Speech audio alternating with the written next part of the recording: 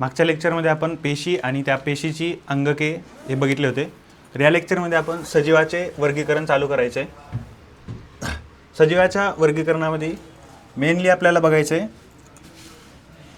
जे की आर.एच. विटेकरनी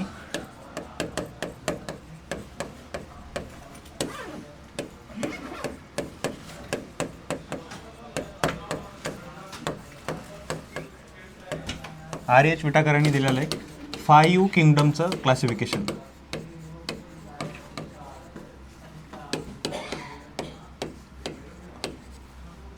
पाच विभागात हे केले यांनी.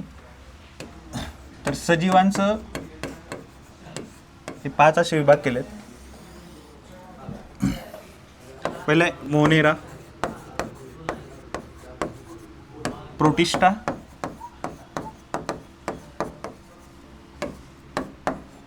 फंगी, प्लांट आणि ॲनिमल. हे 1969ला दिले. मोनेरा, प्रोटिस्टा,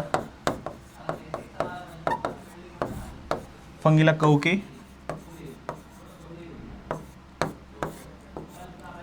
वनस्पती आणि प्राणी.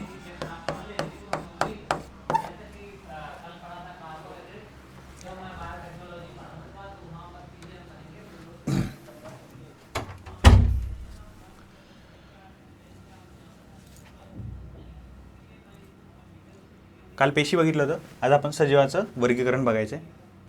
मेनली हे सजीवाचं वर्गीकरण म्हणजेच 5 किंगडम क्लासिफिकेशन.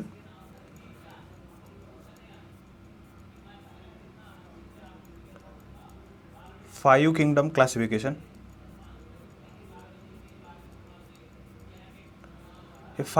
क्लासिफिकेशन दिले आर.एच. विटेकरनी. कोणत्या साली? 1969. तर 5 किंगडम क्लासिफिकेशन देण्याच्या आधी दुसऱ्या पण लोकांनी क्लासिफिकेशन दिलेलं आहे. तर ते 2 सृष्टीमध्ये किंवा 2 किंगडम सिस्टीम दिलं होतं. 2 किंगडम सिस्टीम आणि त्यालाच बायनॉमियल क्लासिफिकेशन म्हणतात. बायनॉमियल क्लासिफिकेशन ते दिलं होतं कार्ल लिनियसनी काय केलं होतं? वनस्पती सृष्टी आणि प्राणी सृष्टी असं 2च भागांमध्ये केलं होतं. एक प्लांट आणि एक ॲनिमल. त्याच्यानंतर आले अर्न्स्ट हेकर. त्यांनी 3 भागात केलं. प्रोटिस्टा, वनस्पती आणि प्राणी. त्यांनी ॲडिशन काय केलंय तर प्रोटिस्टा ॲड केलं अर्न्स्ट हेकलनी. नंतर आले कोपलँडनी काय ॲडिशन केलं? फंगीचं. यांना 4 किंगडममध्ये केलं कोपलँडनी आणि नंतर 5 किंगडमनं केलेले RH. Vitekar 1969ला. Monera, protista, fungi, plant आणि ॲनिमल. मोनेरा, प्रोटिस्टा, कवक पण म्हणतात, वनस्पती आणि प्राणी.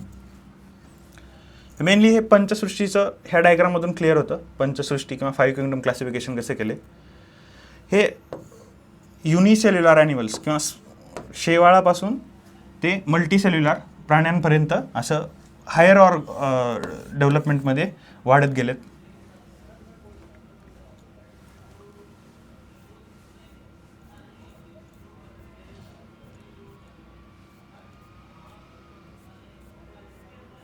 आपल्याला बघायचं आहे वर्गीकरणाची आवश्यकता का लागली, काय गरज आहे वर्गीकरणाची, नीड फॉर क्लासिफिकेशन. आता 2011च्या जनगणनेनुसार प्रतिवर्ष सुमारे जवळपास 8.7 दशलक्ष जातीत. मग ह्या एवढ्या जाती सजीवांच्या या जातीचं क्लासिफिकेशनाची गरज आहे. तर मग एवढ्या प्रचंड संख्येने असणाऱ्या सजीवांचा अभ्यास करण्यासाठी त्यांची गटांत विभागणी करणे आवश्यकता होती. त्यामुळे साम्य आणि फरक लक्षात घेऊन त्याचे गट आणि उपगट करण्यात आलेले आहेत. सजीवाचे गट आणि उपगट हे बनवण्याच्या प्रक्रियेलाच जैविक वर्गीकरण किंवा क्लासिफिकेशन असं म्हणतात. आपण ते चार्टमध्ये बघितलं होतं. 1765 मध्ये सुरुवातीला आले होते कार्ल लिनियस. यांनी काय केलं होतं, सजीव सृष्टीचं 2 भागात हे केलं होतं, 2 भागात क्लासिफिकेशन केलं होतं. ते कोणतं होतं, वनस्पती आणि प्राणी, वनस्पती आणि प्राणी, कार्ल लिनियस. त्यानंतर आले होते अर्न्स्ट हेकल 1866. हेकलनी काय केलं होतं, 3 भागात हे केलं होतं, 3 भागात हे केलं होतं. कुठले कुठले, प्रोटिस्टा, वनस्पती आणि प्राणी. हे कधी दिलं होतं, 1866ला. आणि कार्ल लिनियसनं कधी दिलं होतं, 1735ला. त्यानंतर चॅटन यांनी काय केलं होतं, सजीवांचं 2 गटात रूपांतर हे केलं होतं, गट केले होते. एक आदिकेंद्रिकी आणि एक दृश्य केंद्रिकी. यालाच म्हणतात प्रोकॅरियोटिक आणि यूकॅरियोटिक. हे नाव लक्षात ठेवा, चॅटन यांनी केलं होतं. हे आदिकेंद्रकीय आणि दृश्य केंद्रकीय काय असतं ते आपल्याला पुढे बघायचं आहे. नंतर 1838ला आले होते कोपलँड 1838ला. यांनी काय केलं होतं, 4 भागात सजीवांचं वर्गीकरण केलं होतं.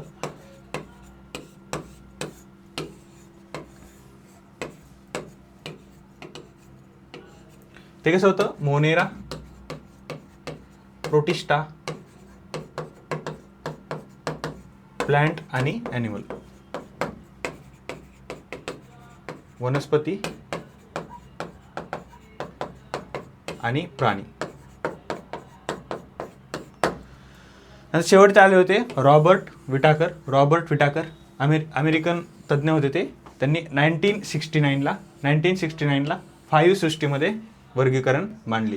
त्यांनी कुठलं ॲड केलं होतं, फंगी. त्यांनी कुठलं ॲड केलं होतं, फंगी. तर मेनली आपल्याला हे 5 किंगडम क्लासिफिकेशन बघायचं आहे, मोनेरा, प्रोटिस्टा, फंगी, प्लांट आणि ॲनिमल.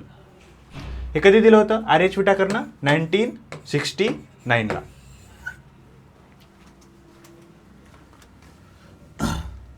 परत पहिल्यापासून इयर लक्षात ठेवा फक्त.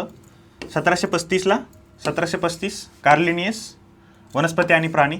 1866 हेकल, वनस्पती, प्राणी आणि ॲड केलं प्रोटिस्टा. नंतर 1838ला कोपलँड यांनी 4 सृष्टींमध्ये केलं, मोनेरा, प्रोटिस्टा, वनस्पती आणि प्राणी. यांनी ॲड काय केलं, मोनेरा. रॉबर्ट हार्डिंगने ॲड काय केलं होतं, फंगी. ॲड काय केलं होतं इथं, मोनेरा. विटेकरनं काय केलं होतं, फंगी.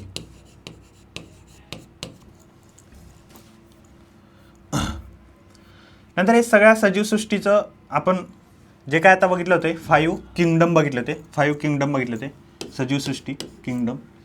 तर हे एक असं लक्षात ठेवा की हे कसं केले. समजा ही पृथ्वी हे किंगडम आहेत. पृथ्वीचं असं डिव्हिजन केले कॉन्टिनेंटमध्ये. हा अमेरिकन कॉन्टिनेंट आहे, हा इकडं ऑस्ट्रेलियन कॉन्टिनेंट आहे, नंतर इकडं इंडिया, युरोप. हे असे किंगडमचं असं कॉन्टिनेंट सारखं केले, किंगडमचं डिवाइड केले. परत डिव्हिजन म्हणजे किंगडम म्हणजे कॉन्टिनेंट, डिव्हिजन म्हणजे मध्ये जे हे केलेत, नॉर्थ अमेरिका किंवा साऊथ अमेरिका असं डिवाइड केले. क्लास म्हणजे असं देश केला आहे मध्ये. इथं 2 देश, वर कॅनडा आहे, खाली USA. तसं हे ऑर्डर आणि तसं हे स्मॉल गोष्टीमध्ये डिवाइड केले. ही ऑर्डर एक्झामला इम्पॉर्टंट आहे. Kingdom, division, class, order, family, genus, species. जसं की आपण काय आहेत, होमो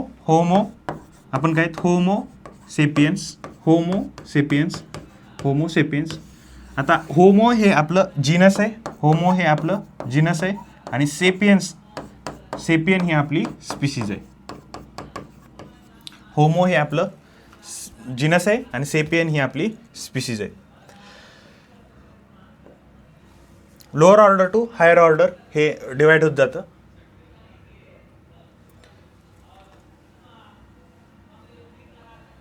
किंगडम केले, किंगडमचं केलं फायलम, फायलमचं केलंय क्लास, क्लासचं केलंय ऑर्डर, ऑर्डरचं केलंय फॅमिली, फॅमिलीचं केलंय जीनस, जीनसचं केलंय स्पीसीज. हे लक्षात ठेवण्यासाठी एक निमोनिक्स लक्षात ठेवा, किंग, प्ले, क्लास और फेल, GS.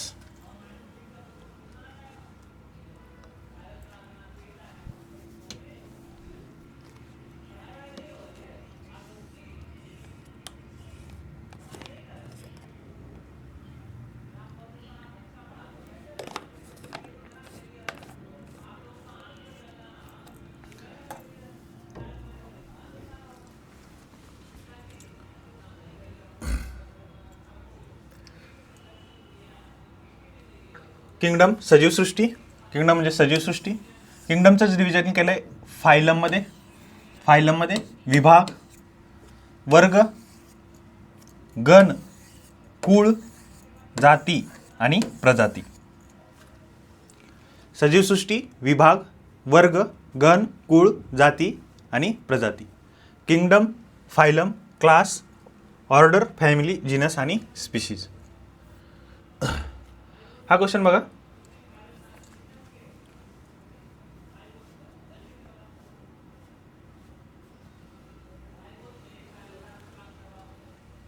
क्वेश्चन असा आहे की बायनॉमियल क्लासिफिकेशन, बायनॉमियल किंवा द्विनाम पद्धतीचे वर्गीकरण कोणी दिले होते? Binomial system of classification was given bye, binomial कोणी दिलं होतं? कॅरोलस लिनियस. कॅरोलस लिनियसनं काय केलं होतं? वनस्पती आणि प्राणी, वनस्पती आणि प्राणी या दोघांमध्येच डिव्हिजन केलं होतं, दोघांमध्येच विभागणी केली होती.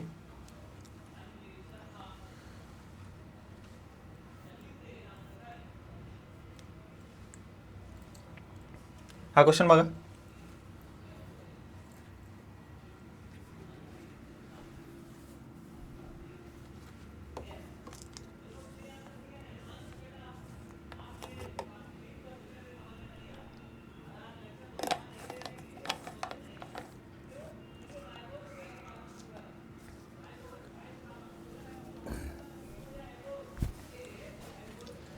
क्वेश्चन असा आहे की कुळ किंवा फॅमिली आणि प्रजाती यांच्यामध्ये जीवाचे वर्गीकरण कोणत्या स्तरांवर होते? कुळ आणि फॅमिली यांच्यामध्ये, कुळ आणि फॅमिली यांच्यामध्ये काय आहे हे विचारतंय हे. तर आपण कसं केलं होतं? Kingdom, phylum, class, order, family,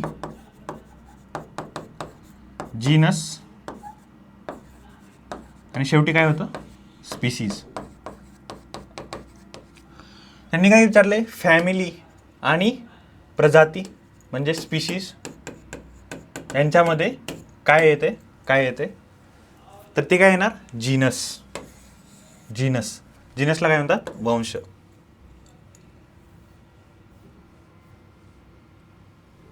sorry, जीनसला काय म्हणतात? जाती. फॅमिली आणि स्पीसीजमध्ये विचारले, जीनस त्याच्यामध्ये काय आहे? जाती.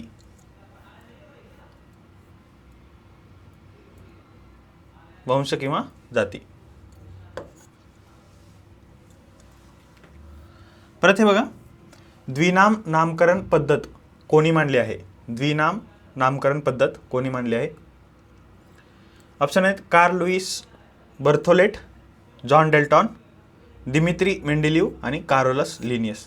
आपण आताच बघितले द्विनाम कॅरोलस लिनियसने दिली होती 2, कॅरोलस लिनियस.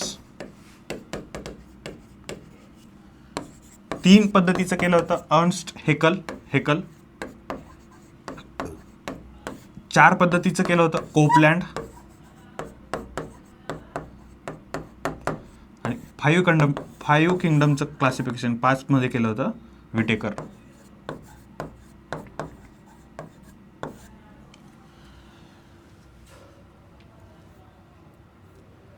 वर्गीकरणाचा जनक कोणाला म्हणतात? वर्गीकरणाचा जनक कोणाला म्हणतात? वर्गीकरणाचे जनक हे लिनियसलाच म्हणतात, कॅरोलस लिनियसलाच.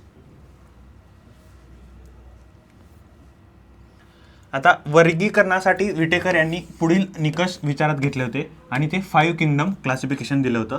पहिले की पेशींची जटिलता किंवा कॉम्प्लेक्सिटी ऑफ सेल स्ट्रक्चर. त्याच्यामध्ये 2 विचार केलेत, आदिकेंद्रिकी किंवा दृश्य केंद्रिकी. हे पुढं आपल्याला बघायचं आहे प्रोकॅरियोटिक आणि यूकॅरियोटिक काय असते. नंतर सजीवांचा प्रकार किंवा जटिलता, कॉम्प्लेक्सिटी ऑफ ऑर्गॅनिझम्स. हे कॉम्प्लेक्सिटी ऑफ सेल बघितलं होतं, सेल टॉपिक बघितलं आपण. त्याच्यानंतर हे कॉम्प्लेक्सिटी ऑफ ऑर्गॅनिझम्स.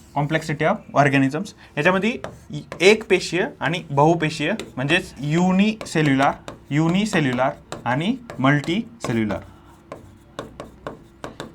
मल्टीसेल्युलर सजीवांचा प्रकार किंवा जटिलता. नंतर हे पोषणाचा प्रकार, मोड ऑफ न्यूट्रिशन. त्याच्यामध्ये वनस्पती स्वयंपेशी म्हणजे ॲटोट्रोफिक म्हणजे स्वतःचं अन्न स्वतःच तयार करतात. कवके परपोषी म्हणजे हेटेरोट्रोपिक म्हणजे ते दुसऱ्या प्राण्यांवर अवलंबून असतात, हेटेरोट्रोपिक.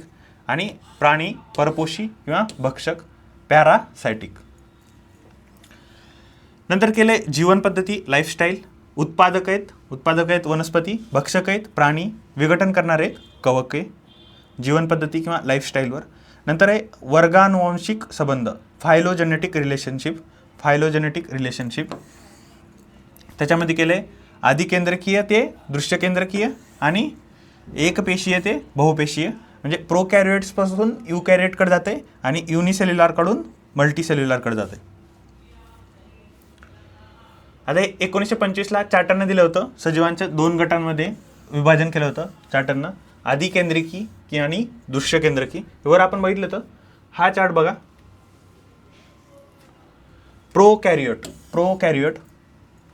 प्रोकॅरियोटिक आणि युकॅरियोटिक.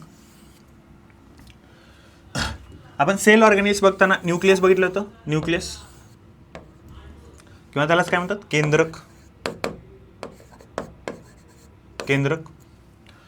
तर आदिकेंद्रकीमध्ये खरे केंद्रक नसतात, म्हणजे प्रो आहे अजून डेव्हलप होणारा न्यूक्लियस आहे.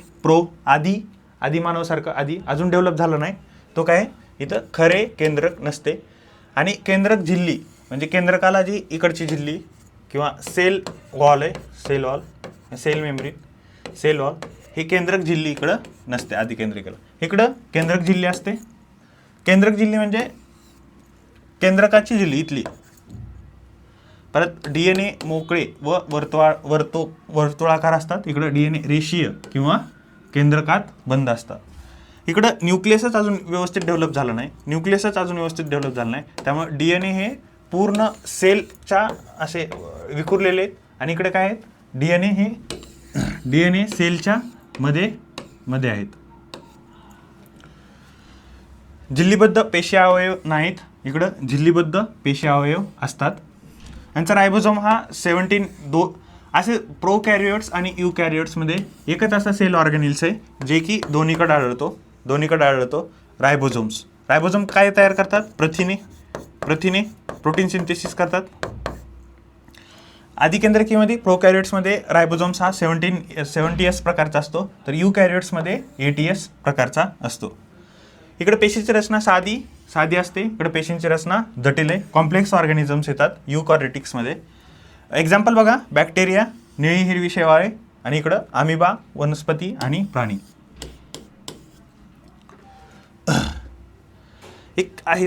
ह्या प्रोकॅरियोट्स आणि युकॅरियोट्सवरूनच ह्या सजीवांचं वर्गीकरण परत असे केले. प्रोकॅरियोट्समध्ये फक्त पहिला गण येतो मोनेरा, आणि युकॅरियोट्समध्ये बाकी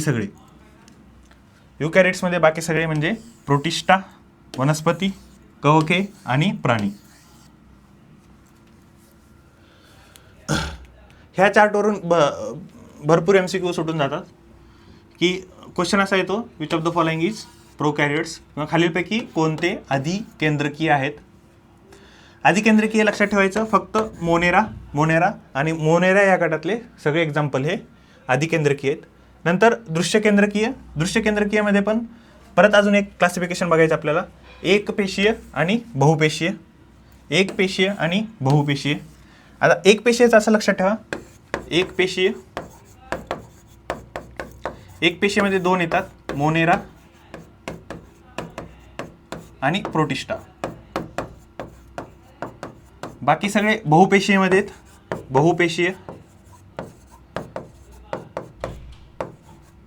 बहुपेशीमध्ये बाकी सगळे तीन, कवक, वनस्पती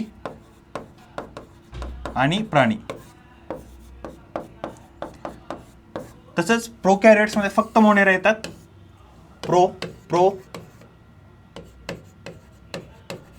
प्रोकॅरियोटमध्ये फक्त मोनेरा येतात आणि युकॅरियोट्समध्ये बाकी सगळे येतात. 2, 3, 4, 5 राहिलेले.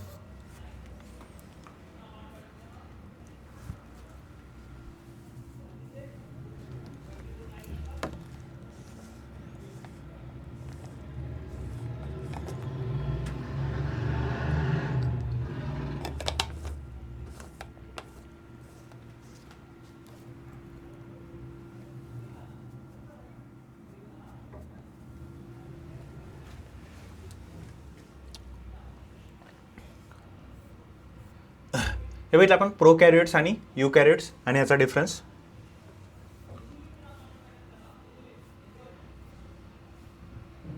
परत ही डायग्राम बघा, अधिकेंद्रकीय आणि दृश्यकेंद्रकीय. प्रोकॅरियोट्स, युकॅरियोट्स. अधिकेंद्रकीयमध्ये एकच आहे, फक्त मोनेरा.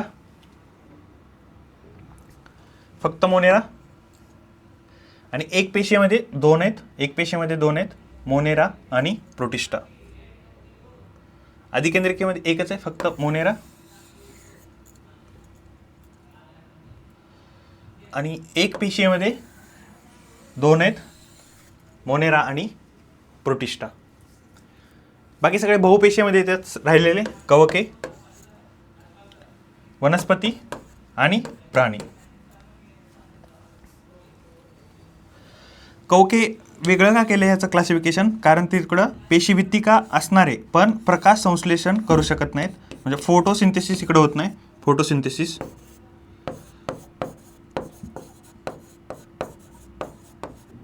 आणि इकडे काय, वनस्पती पेशीभित्तिका आहेत पण प्रकाश संश्लेषण करू शकतात, जे की आपण वनस्पतीत. आणि बाकी सगळे प्राण्यांना पेशीभित्तिका नसते, सेल वॉल ॲब्सेंट असते, सेल वॉल.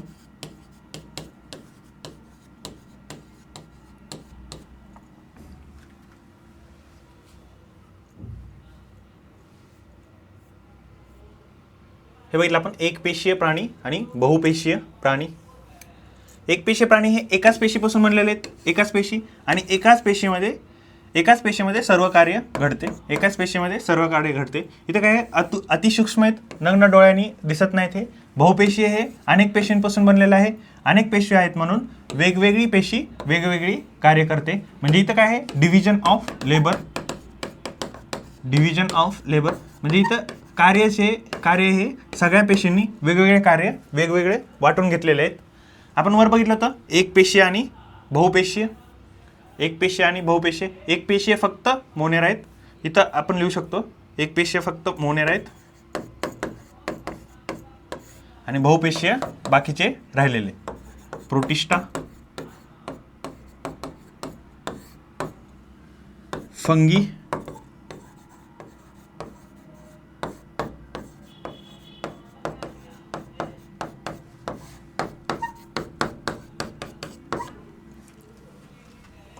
अतिसूक्ष्म आहेत, एकपेशीय, बहुपेशीय, वेगवेगळ्या पेशी वेगवेगळे, म्हणजे मोठे आहेत किंवा नग्न डोळ्यांनी दिसणार आहेत.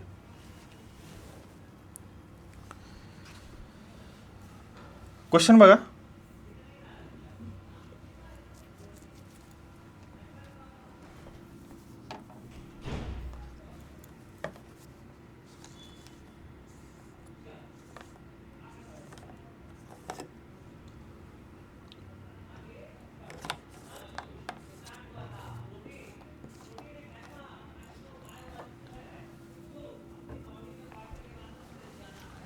क्वेश्चन असा आहे की कोणत्या जीवांत पेशीचे विभाजन किंवा विघटन होऊन नवीन जीवाची निर्मिती होते?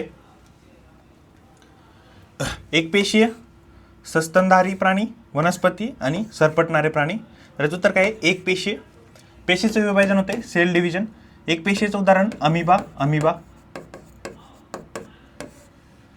पेशीचे विभाजन किंवा विघटन होतं इथं, विघटन म्हणजे अमिबा असा दिसतो, त्यांचं असं विघटन होते आणि 2 जीवांची निर्मिती होते. क्वेश्चन काय बघा.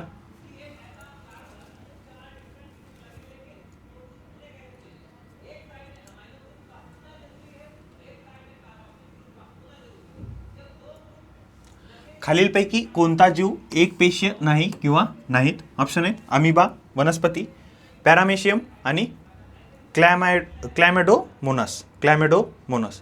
तर वर आपण एकपेशीय आणि अनेकपेशीयचे एक्झाम्पल बघितलेत. एकपेशीय कुठला आहे? अमिबा आणि पॅरामेशियम. इथं अजून क्लॅमेडोमोनास हे पण एकपेशीयच आहे, हे लक्षात ठेवा. परत क्वेश्चन बघा.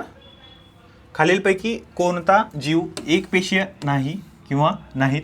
म्हणजे क्वेश्चनमध्ये करायचे काय तर जे की अनेक पेशीचे आहेत असे बघायचे. अमिबा एकपेशीय, पॅरामेशियम एकपेशीय, क्लायडोमोनास एकपेशीय. उत्तर काय? वनस्पती. हा क्वेश्चन बघा.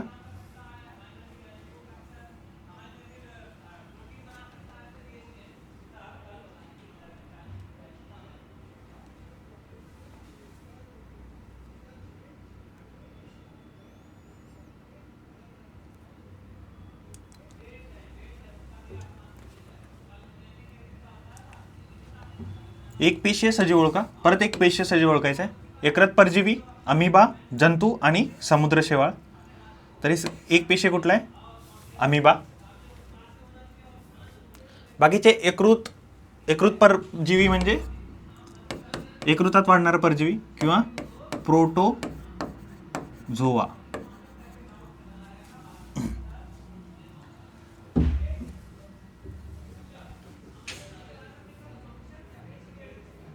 हा क्वेश्चन बघा.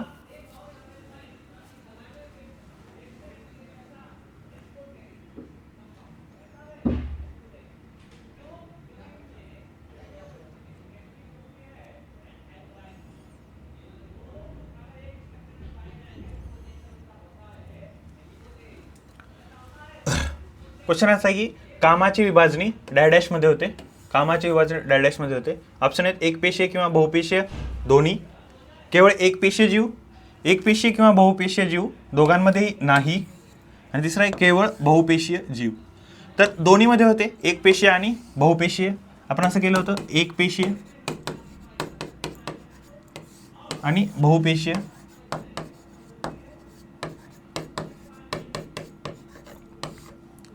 तर एकपेशीयमध्ये काय होतं? एकच पेशी सगळं काम करत होती. तर इथं कामाचं डिव्हिजन होतं. आता कामाची विभागणी दोन्हीकडे पण होते. इथं काय होते? कामाची डिव्हिजन होते सेलमध्ये. इथे एकाच पेशीमध्ये कामाचं डिव्हिजन असते आणि इकडं सेलमध्ये कामाचं डिव्हिजन होतं.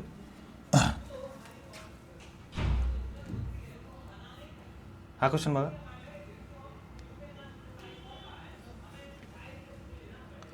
खालीलपैकी कोणते एकपेशीय जीवाचे उदाहरण आहे? एकपेशीय. परत तोच क्वेश्चन आहे. ऑप्शन काय आहेत? पाल, हायड्रा, अमिबा आणि घरमाशी. याचं उत्तर काय असणार? अमिबा. आपण हा फोटो आत्ताच बघितला होता सुरुवातीच्या लेक्चरला. वर्गीकरणाच्या पद्धती सुरुवातीला आला तिथे कार्ल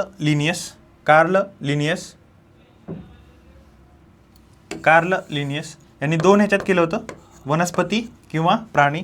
त्यांनाच बायनोमियल क्लासिफिकेशन असं म्हणतात. 2 वर्ग पद्धतीत केलं होतं. नंतर आले होते अर्न्स्ट हेकल. त्यांनी प्रोटिस्टा ॲड केलं होतं. प्रोटिस्टा. दुसरे वनस्पती आणि प्राणी.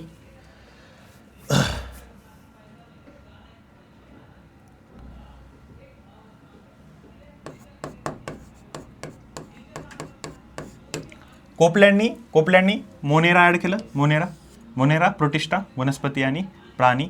आणि RH विटेकरनी कवक ॲड केलं. मोनेरा प्रोटिस्टा कवक वनस्पती आणि प्राणी.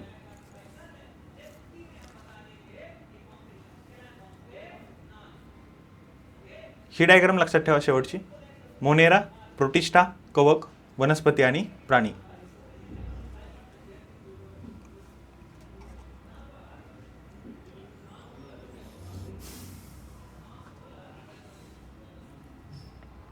आता एक पंचसृष्ट वर्गीकरण पद्धती बघतोय आपण, जी की RH विटाकर यांनी दिली होती. विटाकर हे अमेरिकन सायंटिस्ट आहेत, इंडियन नाही. पहिलं मोनेरा होतं. मोनेरा राज्यात सगळे प्रोकॅरियोट्स येतात, सगळे आदिकेंद्रकीय प्रोकॅरियोट्स येतात. आपण डिव्हिजन केलं तर प्रोकॅरियोट्समध्ये फक्त पहिला येतो जो की मोनेरा आहे. ह्याच्यामध्ये प्रोकॅरियोट्सची डेफिनेशन काय आहे? प्रोकॅरियोट्स अजून खरा केंद्रक नसतो किंवा न्यूक्लियस नसतो, डेव्हलपिंग न्यूक्लियस आहे, आधी न्यूक्लियस आहे किंवा प्रो न्यूक्लियस आहे. हे एकपेशीय सजीव आहेत. युनिसेल्युलर एक पेशी आणि बहुपेशी कसं केलं होतं? सुरुवातीचे 2 मोनेरा आणि प्रोटिस्टा फक्त एक पेशी आहेत आणि संपूर्ण शरीर एकाच पेशीपासून बनलेलं आहे मोनेरामध्ये. मोनेरा पेशींमध्ये झिल्लीबद्ध पेशीअंगके नसतात, कारण ते प्रोकॅरियोट्स आहेत ना, किंवा आदिकेंद्रक आहेत. जसं की mitochondria, Golgi bodies, endoplasmic reticulum नाहीत मोनेरामध्ये. मोनेरामध्ये पोषणाच्या विविध पद्धती आहेत. पोषणाच्या. एक आहे स्वयंपोषी, ॲटोट्रोफिक. स्वयंपोषी म्हणजे ॲटोट्रोफिक.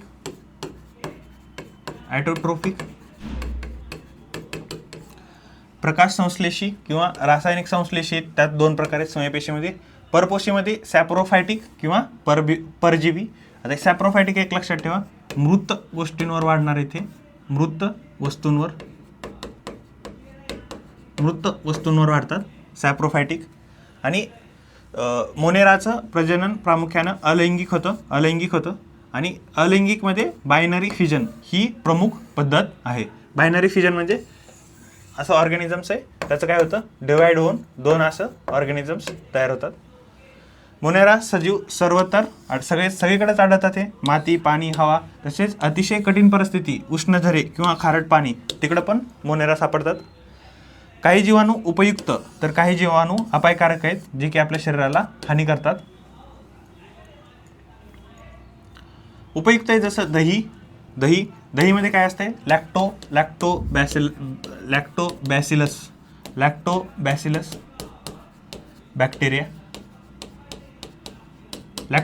बॅक्टेरिया, जे की उपयुक्त आहे. अपायकारक आहेत, रोग निर्माण करणारे. मोनेरामध्ये सगळे बॅक्टेरिया येतात. बॅक्टेरियाला काय म्हणतात? जीवाणू. मोनेराची उदाहरणं लक्षात ठेवा फक्त. इकडे सगळे जीवाणू येतात, त्यांना बॅक्टेरिया. दुसरे अजून नॉस्टॅक आणि ॲनाबेना. हे बघा, जीवाणू हे मोनेरामध्ये जीवाणू.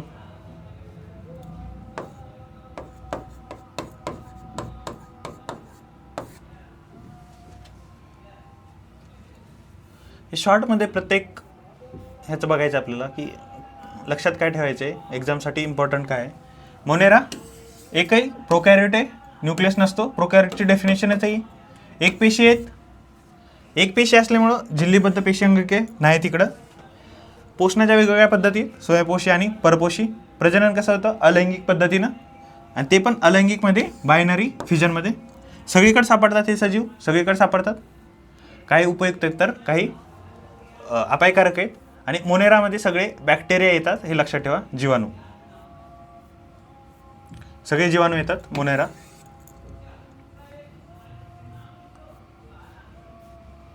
नंतर दुसरे प्रोटिस्टा. दुसरा ग्रुप आहे प्रोटिस्टा राज्यात एक पेशीय व दृश्यकेंद्रकी युकॅरियोटिक या सजीवांचा समावेश होतो. युकॅरियोटिक चालू झाले इथं मोनेरापर्यंत एक पेशीयच आहेत, आणि प्रोटिस्टा पासून चालू होतं युकॅरियोटिक ऑर्गॅनिझम्स. यांच्यात आता एक पेशीयच आहे, खरी केंद्रक किंवा झिल्लीबद्ध. एक पेशी आहेत पण ते युकॅरियोटिक आहेत, म्हणून तिकडं न्यूक्लियस डेव्हलप झाला आणि सेल वॉल पण आहे असतात. बहुतेक प्रोटिस्टा सजीव पाण्यात राहतात, गोड्या पाण्यात किंवा समुद्रात आढळतात. पोषणाच्या पद्धती दोन आहेत, स्वयंपोषी आणि परपोषी. स्वयंपोषी प्रकाश संश्लेषण तयार करतात, एक्झाम्पल शैवाळ. आणि परपोषी भक्षण किंवा शोषण करतात, एक्झाम्पल प्रोटोझोआ. सगळ्यात महत्त्वाचं इथं प्रोटोझोआ हे प्रोटिस्टामध्ये येतं, प्रोटिस्टा. आता आपण जे रोग निर्माण करणारे रोग निर्माण करणारे 4 गोष्टी बघणार आहेत नंतर आपण. एक आहे जीवाणू, दुसरे विषाणू, तिसरे कवके आणि चौथे प्रोटोझोआ. तर हे सगळे प्रोटोझोआ आहेत, हे प्रोटिस्टामध्ये येतात. ही सगळ्यात महत्त्वाची गोष्ट आहे. हे काय आहेत प्रोटिस्टा? परजीवित, परपोषी म्हणजे दुसऱ्याचं भक्षण किंवा शोषण करणारे प्राणी, शोषण करणारे प्रोटिस्टा. हालचालीसाठी काही सजीवांमध्ये सिलिया किंवा फ्लॅजेला किंवा सुडोपोड्स आहेत. सिलिया, फ्लॅजेला किंवा सुडोपोड्स आहेत. ही सगळ्यात महत्त्वाची गोष्ट आहे. यांना जसं की अमिबाला असे सुडोपोड्स असतात, अमिबा असा दिसतो, अमिबा. सुडोपोड्स म्हणजे सुडो म्हणजे फाल्स सुडो, आणि पोडिया म्हणजे पाय, लेग्स. असं सुडोपोड्स आहेत त्याला. हे सुडोपोड्सपासून ते हलतं, त्याला सुडोपोड्स म्हणतात. सिलिया, फ्लॅजेला ह्या हालचालीसाठी काही अपेंडेजेस आहेत, त्यांचे नाव आहेत सिलिया, फ्लॅजेला किंवा सुडोपोडिया. प्रजनन इथं पण अलैंगिक होतं. द्विखंडन सामान्य पद्धत आहे, काहीमध्ये लैंगिक सुद्धा आढळून येतं. प्रोटिस्टा सजीव पर्यावरणात महत्त्वाची भूमिका बजावतात. प्रोटिस्टामध्येच अन्न साखळी त्यांचं प्राथमिक उत्पादक आणि प्राथमिक आहेत, ते प्रायमरी इम्पॉर्टन्स आहे त्यांना प्रोटिस्टाला. आणि काही हे रोगकारक सुद्धा आढळतात. प्रोटिस्टाचे एक्झाम्पल बघा, अमिबा, पॅरामेशियम आणि युग्लिना. हे युग्लिना लक्षात ठेवा. हे काय? कनेक्टिंग लिंक, जोडणारे connecting link between plant and animal. Euglena काय? कनेक्टिंग लिंक आहे प्लांट आणि ॲनिमल. आणि इथंच सेल वॉल प्रेझेंट असते, सेल वॉल प्रेझेंट आहे इथं युग्लिनामध्ये. असं एक एक्सेप्शन आहे की बहुतेक ह्याच्यामध्ये सेल वॉल प्रेझेंट नसते, पण युग्लिना एक्सेप्शन आहे प्रोटिस्टामध्ये की सेल वॉल इथं प्रेझेंट आहे. परत एकदा लक्षात ठेवा, काय लक्षात ठेवायचे? एक पेशीय युनिसेल्युलर आहे किंवा युकॅरियोटिक आहे. झिल्लीबद्ध पेशी अंगके असतात इकडं. बहुतेक सजीव पाण्यात आढळतात. स्वयंपोषी किंवा परपोषी आहेत. प्रोटोझोआ लक्षात ठेवायचे इथं, प्रोटोझोआ. आणि हालचाल करण्यासाठी सिलिया, फ्लॅजेला किंवा सुडोपोड्स आहेत.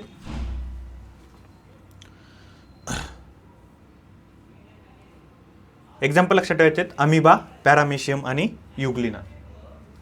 एक्झाम्पलचे फोटो बघा एकदा.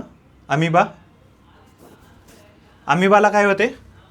आभासी पाद किंवा सुडोपोडिया.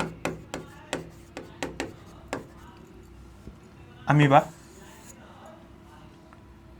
नंतर आहेत पॅरामेशियमला सिलिया. असं हे छोटं केसांसारखं आहे सिलिया हे कसं मदत करतं मूव्ह करण्यासाठी, हालचाल करण्यासाठी.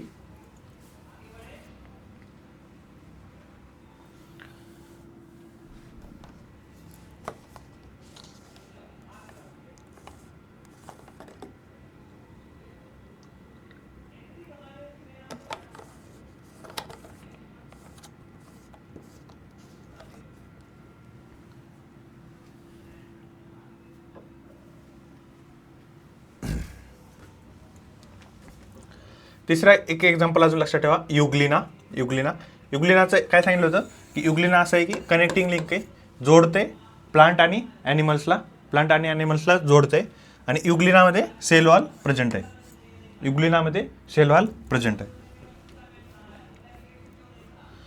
तिसरं बघायचं आहे फंगी. फंगी हे काय आहेत? युकॅरियोटिक आहेत. इकडे खरं केंद्रक आलं आणि झिल्लीबद्ध पेशी अंगके पण आहेत. बहुतेक कवक हे बहुपेशीय मल्टीसेल्युलर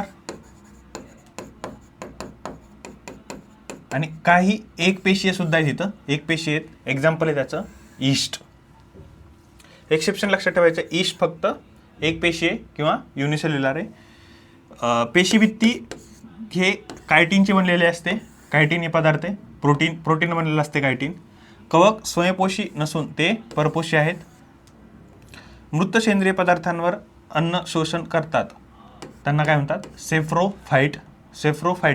सेप्रोफायटिक ॲनिमल्स. काही परजीवी किंवा सहजीवी पण असतात.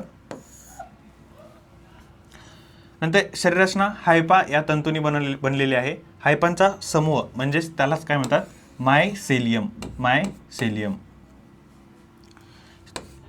शरीराचा तंतू कशाने बनलेला असतो? हायफा. आणि हायफाच्या समूहाला काय म्हणतात? मायसेलियम. इथं प्रजनन रिप्रोडक्शन प्रामुख्यानं स्पोर्सनं होतं. स्पोर्सनं लैंगिक किंवा अलैंगिक हे दोन्ही प्रकाराचे प्रजनन आढळते. कवकचे एक्झाम्पल लक्षात ठेवा. मशरूम. ईस्ट बघितलं तर फक्त युनिसेल्युलर आहे. रायझोपस जे आपल्या ब्रेडवर येतं. पेनिसिलियम सगळ्यात महत्त्वाचं एक्झाम्पल आहे, कवक आहे पेनिसिलियम. नंतर ॲस्पॅरजिलस. फंगीचे एक्झाम्पल. फंगीमध्ये काय बघितलं बघा आपण. फंगी युकॅरियोटिक आहेत. बहुतेक मेजॉरिटी ऑफ बहुपेशी आहेत. पण एकपेशीयचं एक्झाम्पल लक्षात ठेवा, ईस्ट आहे. पेशीभित्ती कायटीनची बनलेली असती. हे स्वयंपेशी नसून परपोषी आहेत, दुसऱ्यावर अवलंबून आहेत. परपोशीमध्ये एक आहे सॅप्रोफायटिक म्हणजे मृत सेंद्रिय पदार्थांवर अन्नपोषण करतात, सॅप्रोफायटिक. आणि काही परजीवी किंवा सहजीवी आहेत. शरीररचना हायफा या तंतूंनी बनलेली आहे. हायफांच्या समूहालाच काय म्हणतात? मायसेलियम. रिप्रोडक्शन स्पोरनं होतं. एक्झाम्पल मशरूम, ईस्ट, रायझोपस, पेनिसिलियम आणि ॲस्परजिलस. फोटो बघा. मशरूम, रायझोपस ब्रेडवर असतं ते. पेनिसिलियम आणि ॲस्परजिलस.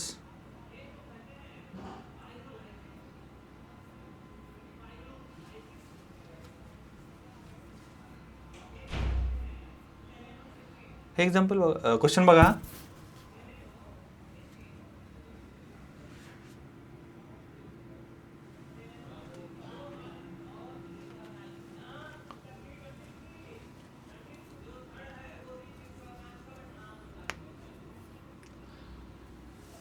क्वेश्चन असा की fungi can grow on which of the following items? Breads, pickles किंवा लेदर्स, क्लोथ्स. बुरशी खालीलपैकी कोणत्या वस्तूंवर चढू शकते? ब्रेड, लोणचं, चामडे किंवा कपडे. तुम्ही घरी बघितलं असेल, हे सगळ्यांवर वाढतं फंगी. आता आज आपण मेनली 5 किंगडम क्लासिफिकेशनमध्ये 5 किंगडम क्लासिफिकेशन बघितलं. सजीवांचं वर्गीकरण यामध्ये 3 बघितले, मोनेरा, प्रोटिस्टा आणि फंगी. आता उद्या आपण प्लांट्सचं क्लासिफिकेशन बघायचं आहे. प्लांट्सचं पुढच्या लेक्चरमध्ये. प्लांट्सचं क्लासिफिकेशन पण असंच केलं आहे. 5 विभागामध्ये प्लांटचं क्लासिफिकेशन केलं आहे.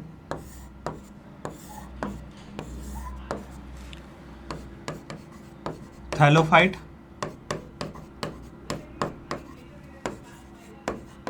ब्रायोफाइटा,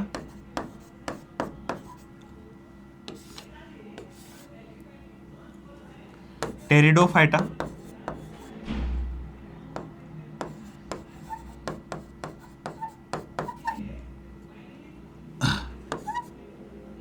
जिम्नोस्पर्म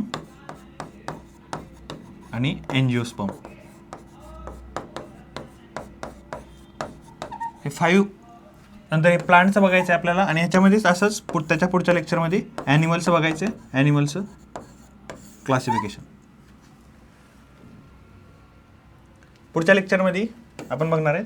प्लांट क्लासिफिकेशन, वनस्पतीचे वर्गीकरण.